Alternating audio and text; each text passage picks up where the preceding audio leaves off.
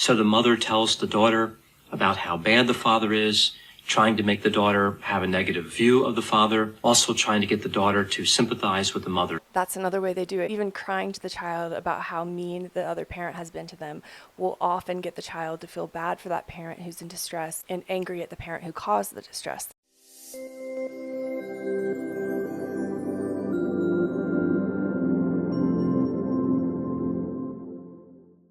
Hi, my name is Maddie. Welcome back to my channel, or welcome if you're new here. I talk about all things related to a certain form of child psychological abuse, commonly known as parental alienation. I don't talk about this from the expert perspective or the therapist perspective or the parent perspective, though. I talk about it from the child's perspective because I went through this child psychological abuse as a child for 20 years. Today's video, we're going to be taking a look at a very popular mental health professional's take on parental alienation. I've been following this man on YouTube. His name is Dr. Todd Grande, and I love his videos. He often breaks down true crime videos, personality disorders, relationship dynamics. He actually has a PhD in counselor education and supervision, and he's also a licensed professional. So far, with most of his videos, I've agreed with his takes on just about every political or social legal event that he's covered, so I'm very interested in hearing what he has to say about parental alienation. So today we're going to cover his video that he published in 2019 called "What is Parental Alienation? Does Parental Alienation Syndrome Exist?" And before I get into the video, I just want to say that the construct of parental alienation syndrome, I disagree with. I don't think parental alienation is a syndrome whatsoever. I also do not believe it needs to be added into the DSM.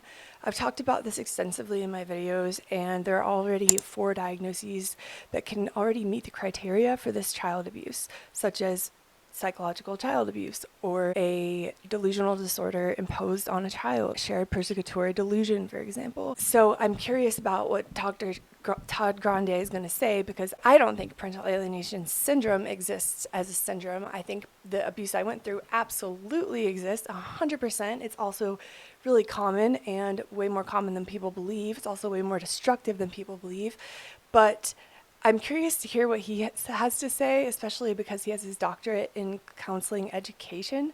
So his opinion really does matter by a bunch of people, and this video has about 30.5 thousand views. As always, please give the thumbs up in the video and subscribe to my channel if you haven't done so. It really helps get parental alienation education into the public arena. Also, leave a comment below what your thoughts are before the video, what your thoughts are after the video. I'm really curious to see if people's opinions change. Let's just jump right in and see what Dr. Todd Grande has to say about parental alienation. Hello, this is Dr. Grande. Today's question asks, what is parental alienation? And I've also heard the question, what is parental alienation syndrome? And is that a real thing? So this is an interesting topic that comes up fairly frequently when counseling individuals who are going through a divorce, specifically a divorce that involves a custody dispute. Parental alienation is when one parent tries to damage the relationship between the children or a child and the other parent. So the technical definition would be parental alienation refers to either a state of the relationship between a child and a parent whom the child rejects without good cause, or to the child's attitudes, beliefs, thoughts, and behaviors that reflect an unreasonable aversion to the parent with whom he or she formerly enjoyed normal relations. I would agree with that. So it often does happen in the context of a custody battle or a divorce or separation, or even when a new partner enters the picture. But it can also happen in intact families. However, that's less common. So far I would agree with what he has to say, although I would add that it is child psychological abuse. It is very damaging, long-lasting damage. So this happened to me around the age of 9 during my parents' divorce, and I rejected my dad for the next 20 years. It was a very difficult relationship for me, and often happened through manipulation, very covert alienating tactics that my mom would use to inspire fear and hatred in me towards my dad. So I'm curious to see if he goes into it from the parent's perspective, the clinical perspective, or the child's perspective, but let's just keep watching. For example, a mother and a father are going through a divorce. The couple has a daughter.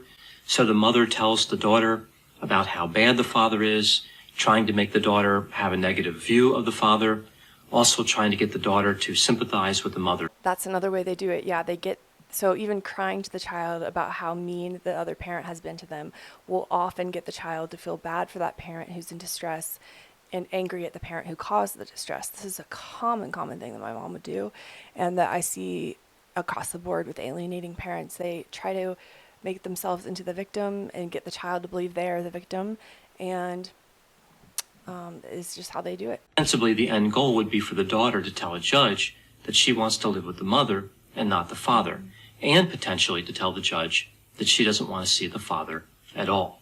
Generally, parental alienation is divided into 3 levels of severity across 2 dimensions: parental alienating behaviors and the level of severity of the child's parental alienation. So as I illustrate these levels across these 2 dimensions, I'm going to stay with this example of the mother engaging in parental alienating behaviors, just for the sake of clearly identifying to whom I am referring. Of course, it doesn't have to be a mother. It could be either parent who is engaging in these behaviors. And of course, it doesn't have to be a daughter. It could also be a son. So starting with the parental alienating behaviors, again, this is an example of what the mother would do. The first level is mild. This is fairly common, and we see this in a lot of couples who are getting a divorce. The mother might say something critical of the father to the daughter. It's more of an occasional thing, expressing dissatisfaction or anger. The behavior does tend to increase after separation, but if it's at the mild level of severity, the mother will often regret the behavior and make an effort to change it and support the daughter's positive relationship with the father. I think this is important. So for mild alienation, it might not even be something the parent is doing on purpose. It might just be something that is naturally happening, and once they catch themselves or someone else points out the negative consequences of their actions or behaviors, they are able to reform. They're able to stop doing that behavior. And I don't think these people necessarily have personality disorders. I think these are just natural instincts for a parent going through a divorce. You're really hurt, you're really angry, you're really mad at the other parent, and some of that anger may slip out to your child. And for these people, these cases, I think that it often can turn around and the child can resume a natural, healthy, loving relationship with both parents. Next level is moderate. Here we see the communication of negative themes about the father, like the idea that the father had an affair, like the idea that the father doesn't really love the daughter, he only wants custody of the daughter to get back at the mother, the idea that the father is dangerous and violent or a worthless human being, and also this idea that he's being manipulative. Okay, so yes, in my case and many others that I've read and talked to people who've gone through this as children, to tell the child that the other parent doesn't care, the other parent has mistreated them, the other parent doesn't love them. It's all very common across the board, and it inspires this very black or white thinking. You'll often hear this talked about when you watch videos or study parental alienation. The child is made to have this very black and white mentality. They have one good parent who's all good and one bad parent who's all bad. It's kind of what Dr. Todd Grande is describing here. Moderate level, the mother has difficulty recognizing how inappropriate her behavior is. Then we have the severe level. With this level, we see recurring, harsh, unmitigated criticism. The mission here is to destroy the child's relationship with the father. Some examples: the mother who reprimands or punishes the daughter because the daughter asked to spend time with the father, or the daughter didn't express enough negative sentiment to the father, so she wasn't negative enough, or maybe she was a little bit positive, which would be even worse. Or the daughter didn't outright refuse to have contact with the father.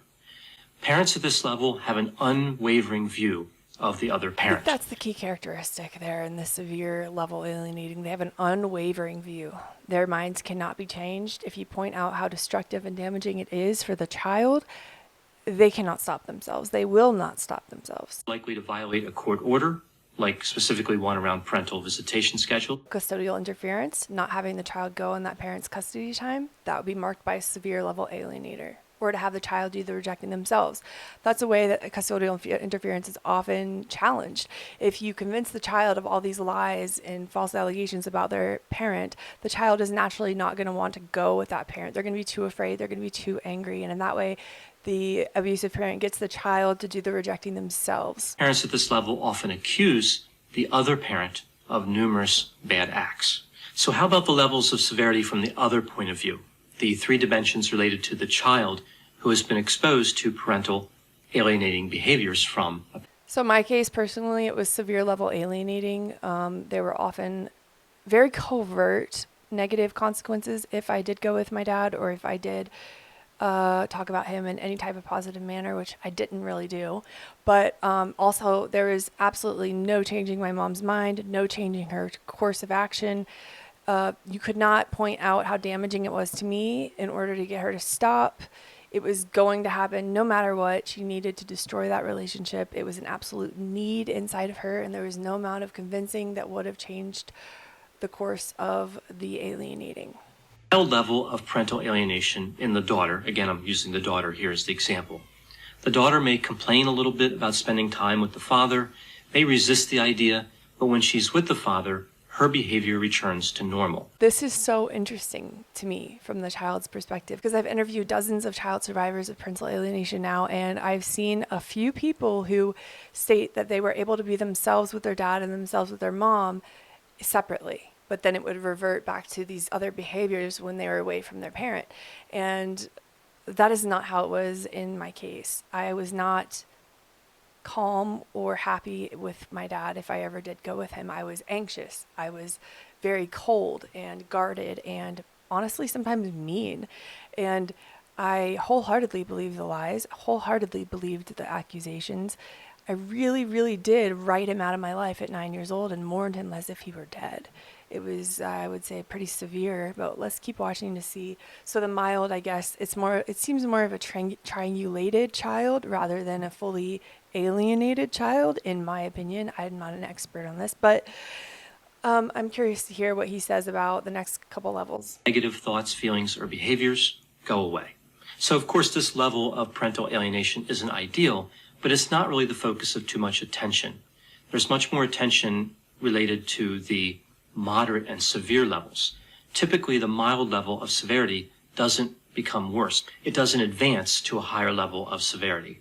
So moving to the moderate level, here the daughter strongly resists contact with the father, to the point where she is withdrawn, antagonistic, contemptuous, and difficult to manage when she's in the presence of the father. Unfortunately, a child at this level is often on a course to end up at the severe parental alienation level.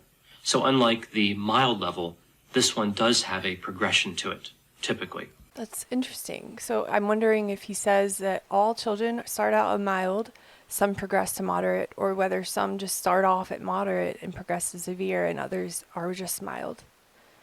I'm not really sure. I'm not really sure also what would cause a child to remain at mild alienation versus a child who goes from moderate to severe. Is that based on the level of severity of the alienating parent's actions? I'm not quite sure. Or is it based on how much exposure they have to the targeted parent? I hope he goes into that. Moving to the severe level, here we see nothing short of intense fear and hatred toward the father. That was me, folks. That was 100% me. Intense fear. I would say I had a phobia of my dad. Being in his presence, high heart rate, clammy palms, wanting to get away, unable to look at him in the eye, never wanting to be touched by him, and anger, lots of anger. With the father, or if she does go, she only goes grudgingly. The daughter engages in deliberately defiant and oppositional acts to send a clear message to the father. Like when she's with the father, she has continual contact with the mother through social media posts, talking on the telephone, or text messaging. The daughter may destroy or steal possessions of the father, particularly if those possessions have some sort of sentimental value or if they're documents related to the divorce proceedings. She may also directly threaten the father with harm or run away. Another symptom we see at this level is entering into a conspiracy with the mother to falsely accuse the father of bad acts. I'm not quite on board with the way that he phrased that, entering into a conspiracy, because I believe that kids that are severely alienated, they believe all the lies. So to them, they're not lying. And when they're in court, for example, making a false allegation against the parent, to them, they're not making a false allegation. They're just sharing the truth. So I don't think they might be entering into a conspiracy unknowingly, but the unknowingly part is really important because the child is being abused. And if the child knew different, if the child knew the truth, they wouldn't be doing these things. This behavior at the severe level and even at the other two levels is often factored in by the court. A judge is less likely to compel a child to spend time with the parent when the child behaves in this manner. Now, some mental health professionals and lawyers believe that claims of parental alienation should never be considered by a court. Most mental health professionals and lawyers don't believe this, but several do, and they have a few reasons for their beliefs. They say that parental alienation cannot be accurately identified, so it's a behavior that can't be easily verified. Someone can make a claim, and there's no way to prove or disprove that. Another reason would be that they believe the parental alienation claim is used by parents who simply want to escape responsibility for their own bad acts. We hear about this a lot with groups like One Mom's Battle, with groups that are usually toxic, in my opinion, toxic feminist groups who believe that parental alienation is only a tactic used by fathers to get their custody back. And this is just ludicrous to me. While that might be true in some instances, anyone can exploit anything, and just because some sexual abuse victims, for example, claim sexual abuse when they haven't been through it in order to damage someone's reputation or in order to get some type of attention, it's really sick, really demented why you would do that.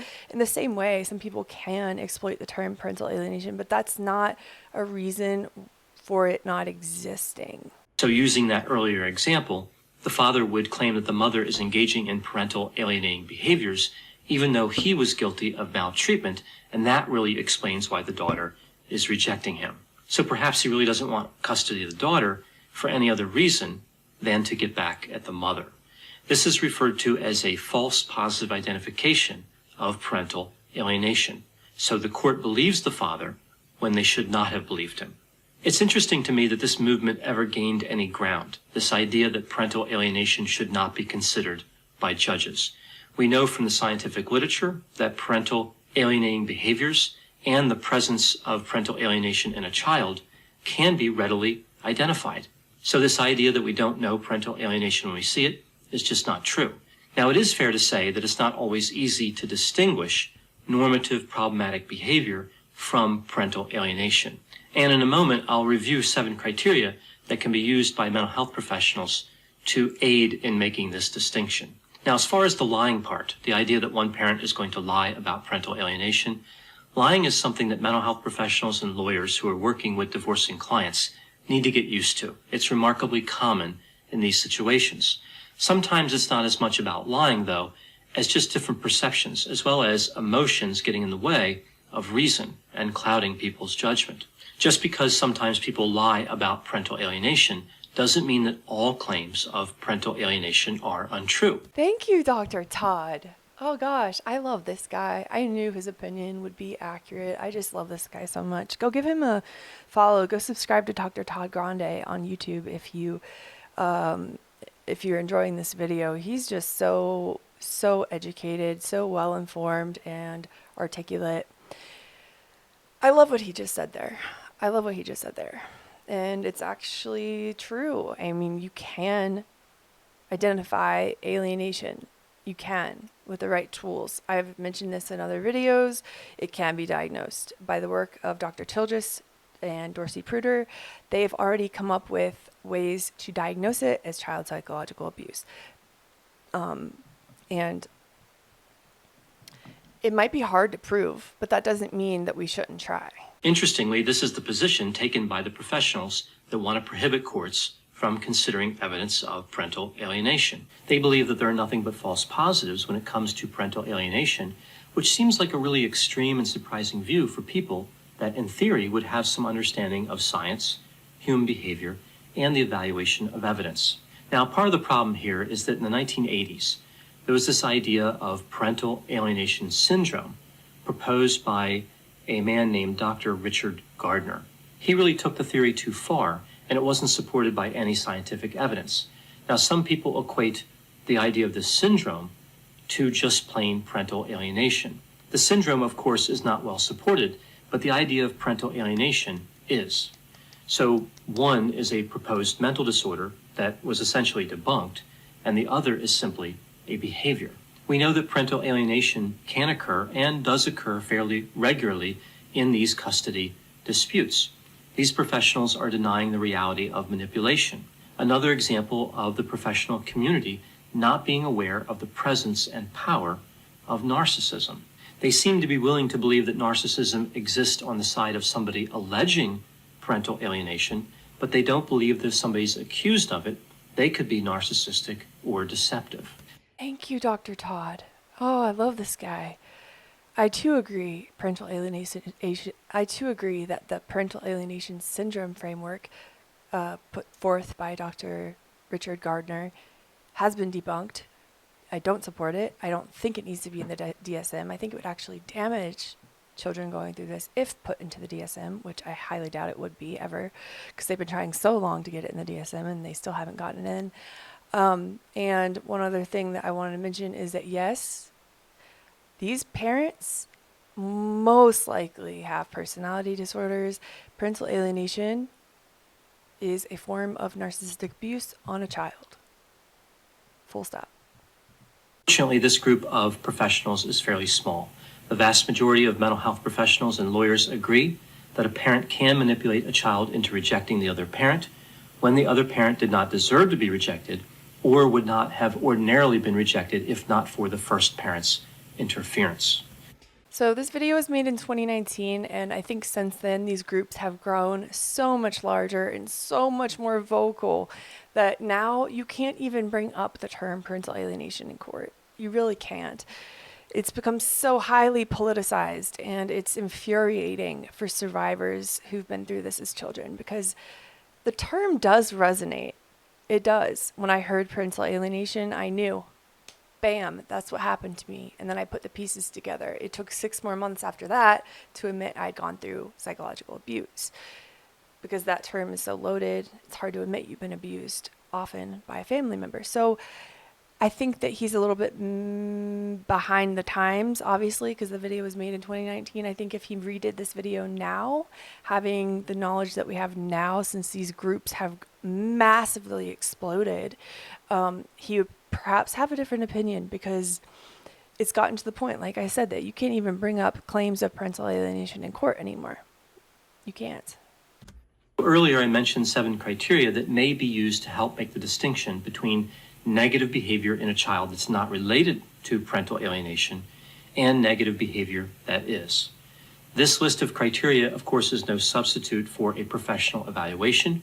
Rather, these are considered guidelines to be used by professionals in conjunction with their clinical judgment. These criteria apply only to the moderate and severe levels of parental alienation. So let's take a look at the 7 criteria pointing toward negative behavior that was caused by parental alienation. So number 1 is that the behavior is persistent as opposed to temporary. So there's a chronic nature to it. Number 2, the behavior is frequent rather than occasional. 3, the behavior occurs in most situations rather than only in certain situations. 4, the behavior occurs without displays of love and affection toward the rejected parent. So a lack of balance there. 5, the behavior is directed toward only one parent. I've seen many situations where one parent believes that they're being rejected, and it turns out that both parents are really seeing the same behavior being directed toward them. So both parents are being rejected. Number 6, the behavior is not typical for the child's stage of development. This is always important to keep in mind. What should the child be doing based on where they are developmentally? And number 7, the behavior is disproportionate to and not justified by the rejected parent's past or current behavior. So what if it turns out that the child's behavior was not caused by parental alienation? What else could explain the negative behavior? Well, as it turns out, a lot of different things. Sometimes children are sad and anxious about parental separation. That makes sense. Sometimes they have difficulty adjusting to new situations and stress. They may be reluctant to spend time away from the parent that they believe needs more emotional support. So with that example of the daughter that I used before, the daughter may really identify with the mother and worry about the mother and the mother's emotional well-being. So it makes it look like the daughter doesn't want to spend time with the father when it's really about focusing more attention on the mother's needs. We also see that sometimes the other parent is hanging around with somebody that the child doesn't want to hang around with. For example, the father has a new girlfriend and the daughter doesn't want to spend time with that girlfriend. So it's not about really rejecting the father, it's about rejecting that girlfriend. Sometimes a child is simply closer to one parent than the other, and likely this situation would be a pre-existing situation, right? It would occur before the separation started. That's a key thing to remember. Often, the hallmark of parental alienation is to have a close, loving, healthy relationship with no evidence of neglect or abuse that is suddenly turned on its head and the child is rejecting the parent without justifiable cause. All these examples you just mentioned that are not parental alienation, there is a cause that is can be pinpointed. It's not the manipulation, for example. It's not the alienating behaviors.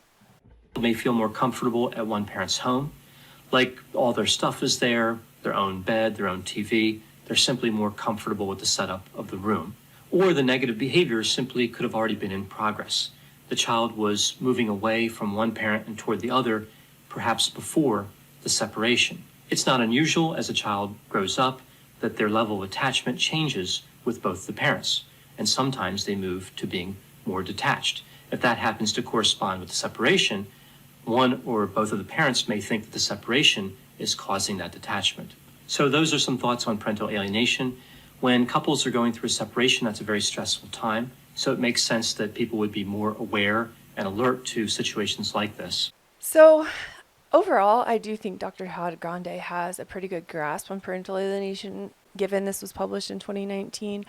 I would love to see him put out a new video now in 2025, given that those groups he was talking about in court claiming PA is just a allegation fathers make to get their custody back.